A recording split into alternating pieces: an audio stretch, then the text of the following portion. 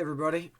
Before we start Unit 4, which is going to be, um, you know, our first unit that's not all about trigonometry. Unit 3 was the third out of the three trig units.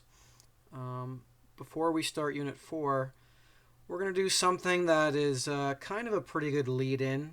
It's related. I guess you'll see how it's related as we actually get into Unit 4, but most of the remainder of our class, this year is going to be about all the other kinds of functions that there is to kind of learn about. And obviously we just spent a lot of time learning about trigonometry, but I mean, you could say trig functions was something that we focused on a lot. And that, there's other kinds of functions. And, spoiler alert, one of them is exponential functions. Functions that, kind of, revolve around exponential growth and things like that. So this activity should be a pretty good, lead-in to that, and it concerns mutual funds. Now, I'm not the best person in the world to kind of talk about things like mutual funds, but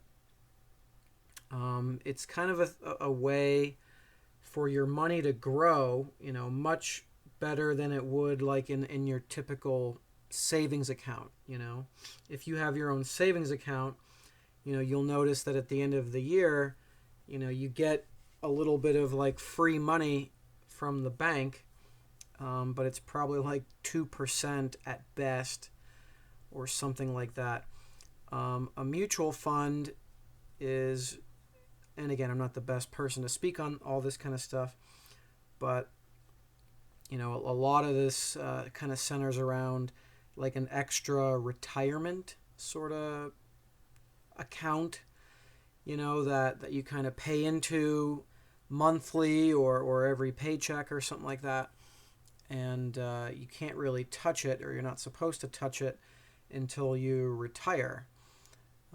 So some people use it as like a primary retirement fund, and then other people, I guess like myself, use it as like a secondary retirement fund. And that money, let's just say it grows by an average of 9% every year. So we're gonna investigate a little bit of how those numbers grow and how different things can affect the grand total of money that you might have, let's say when you retire. So here's the Google Doc that you're going to basically be using as your final finished product, okay, that you're going to kind of turn in. All right, so you should have your own copy of this Google Doc to kind of type on and eventually turn in and whatnot.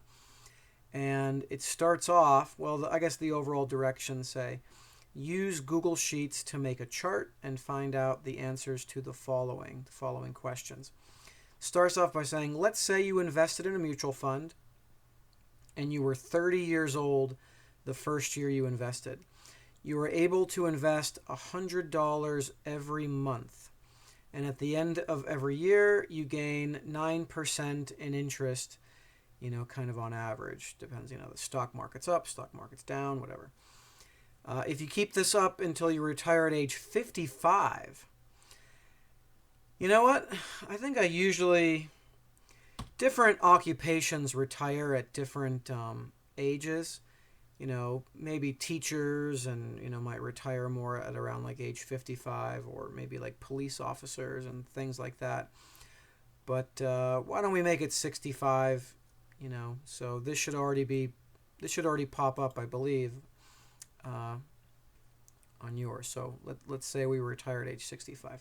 How much will all your investments be worth, or what will be like the final grand total that you could retire with. Okay, so I'm going to have a Google Sheet, or excuse me, already prepared for you, but let's kind of see how I made this, okay? So just kind of follow along and bear with me. So obviously we're going to have a column for age. We're going to have a column for like current balance. And then I think we're going to have like money added, by you. And then we're going to have a total.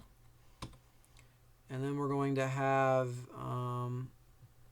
interest added kind of by the bank. And then we'll have like a grand total. So, I don't know, I like to center all this stuff. All right.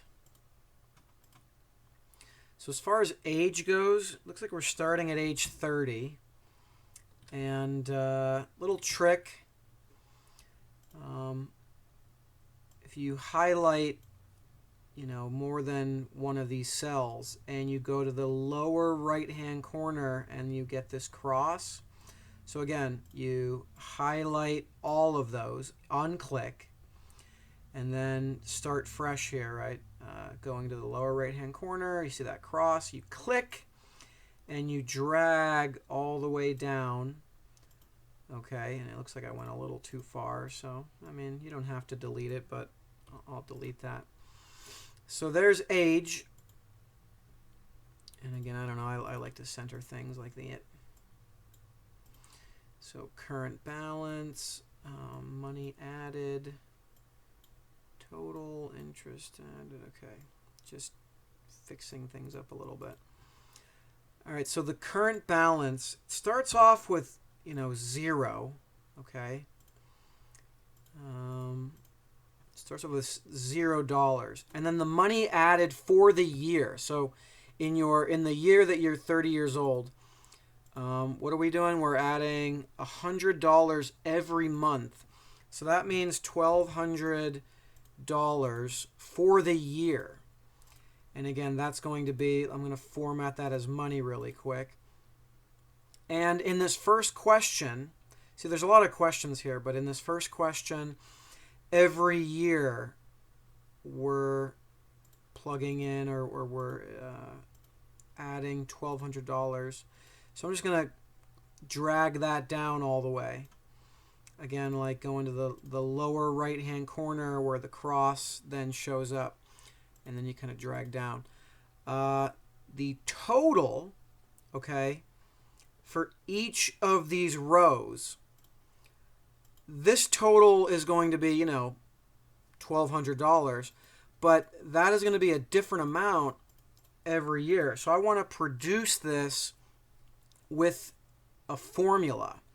Now, if you remember from our little bit of discussion on Google Sheets formulas or any kind of spreadsheet formulas, I don't know, over a week ago or something, you always start with an equal sign.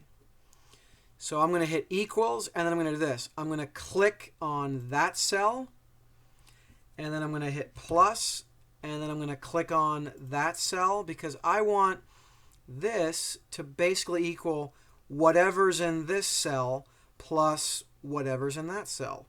And then I'm going to hit enter. And you notice how it says $1,200. Okay, but that's only for my first year. I want that to be more and more and more and more as the years go on. Now, interest added by the bank, that's going to be on average 9%. So again, this is always going to be a different number, So I'm going to use a formula to calculate this. So again, I'm going to hit equals, and I want the interest the bank adds, or no, well, not the bank, the interest you get from the stock market or whatever.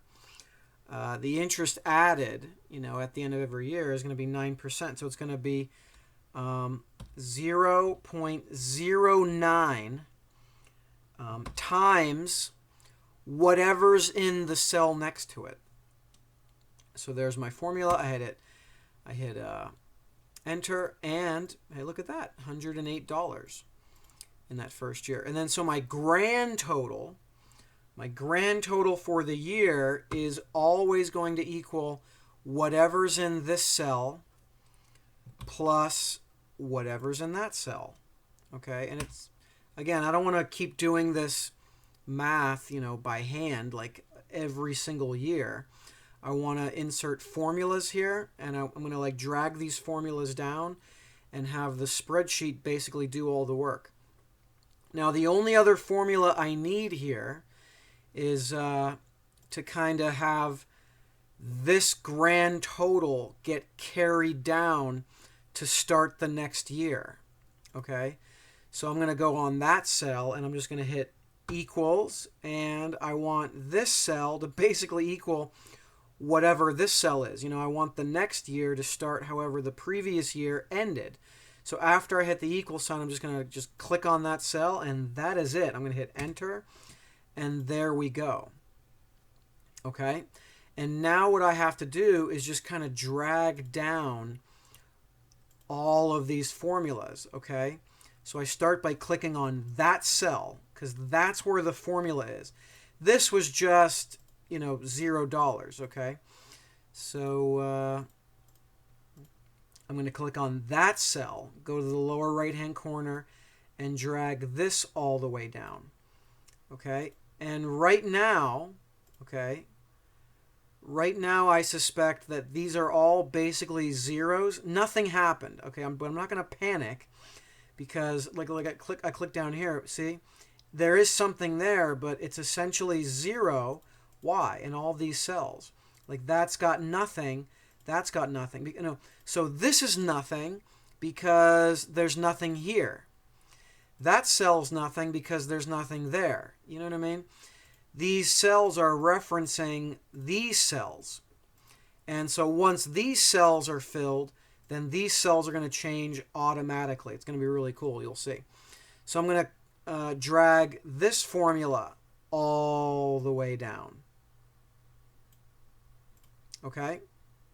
And notice how this says 2005-08 because there was something here that's not zero.